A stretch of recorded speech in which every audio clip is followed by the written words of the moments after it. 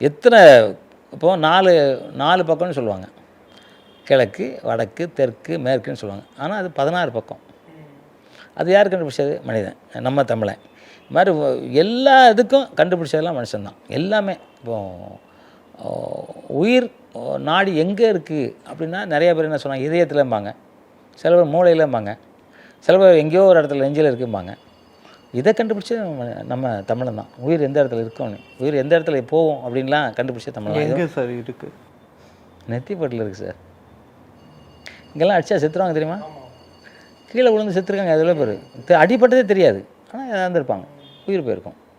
So அதெல்லாம் பாதுகாக்கணும். நம்ம வந்து இதயம்லாம் வந்து ஒரு ரத்த பம்பிங் மிஷின், ரத்தம்லாம் வந்து போகும். மூளை வந்து எல்லாத்துக்கும் கட்டளை இடம். ஆனால் மூளைக்கு வலி தெரியாது, உணர்வு தெரியாது, எதுவுமே தெரியாது. கண்டுபிடிச்சது நம்ம தமிழன்.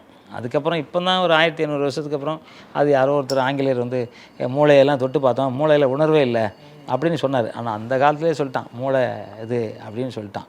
நரம்பு இத்தனை முடிச்சிருக்குன்னு சொல்லிட்டாங்க. எல்லாமே கண்டுபிடிச்சது நம்ம தமிழன்.